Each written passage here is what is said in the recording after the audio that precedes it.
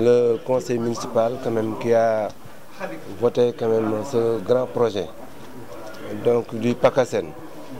Aujourd'hui, j'ai invité les artisans, j'ai invité les éleveurs, en même temps j'ai invité les sportifs, bien entendu avec monsieur le maire Alioune Tine et le maire Bassène. Alors nous avons un programme pour cette année-ci d'un montant de 675 millions, destiné quand même à un programme pour la construction quand même d'un stade multifonctionnel d'un montant de 250 millions pour le moment, d'un forail d'un montant de 60 millions et d'une zone artisanale qui sera viabilisée, n'est-ce pas, pour un montant de 210 millions.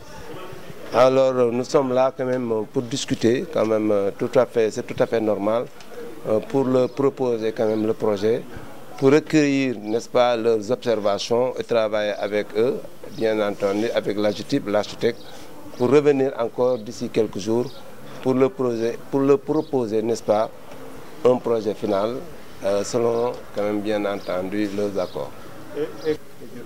Comme vous le savez, nous avons un problème quand même de stade à Diourbel.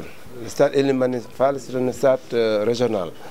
Nous avons décidé quand même de construire ce stade-là parce que nous manquons beaucoup d'équipements.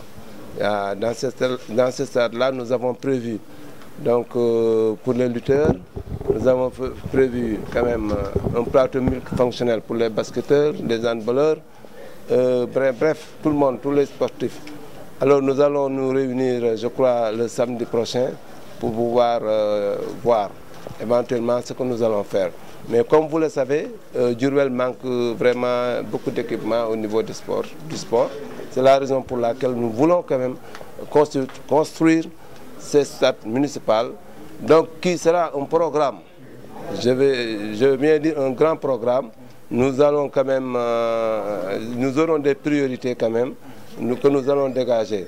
Bien entendu, nous comptons aussi trouver quand même des partenaires pour quand même construire ce grand programme-là. Certainement va nous coûter plusieurs milliards, mais nous allons quand même démarrer aussi. Bon, pour le problème des artisans, comme vous le savez, il y a beaucoup de problèmes au niveau des mécaniciens, comme vous le voyez. C'est la raison pour laquelle nous voulons aménager cette zone-là pour pouvoir accueillir, n'est-ce pas, tous les artisans à peu près qui vont quand même travailler, bien entendu avec des équipements et tout cela. L'argent présentement est disponible. On a viré 520 millions. Donc cette année-ci, on va virer aussi 675 millions. Et on va bientôt démarrer avec l'électrification. Les entreprises ont reçu leurs ordres de service avec l'adduction d'eau et les grands portiques quand même pour l'entrée de la ville de Diourbel qui certainement d'ici 4 ou 5 mois va changer le visage quand même de la commune de Diourbel. À Diourbel, on a beaucoup de priorités. Comme vous le savez, tout est prioritaire. Comme vous le savez, depuis 1960, rien n'a été fait dans la commune de Diourbel pour dire que beaucoup de choses quand même nous manquent. C'est la raison pour laquelle nous avons quand même ce programme-là, pour pouvoir quand même au moins avoir beaucoup d'équipements, quand même, beaucoup d'investissements au moins à ce niveau-là, pour permettre surtout aux forails, aux petits ruminants, surtout de pouvoir travailler dans de très bonnes conditions. Alors nous avons un grand programme pour Diourbel. C'est l'occasion aujourd'hui d'inviter tous les Diourbellois, tous les gens de bonne volonté, tout le monde sportif ou toute la population de Diourbel, de se vraiment réunir et de travailler quand même pour notre commune. Et Diourbel nous appartient à nous tous.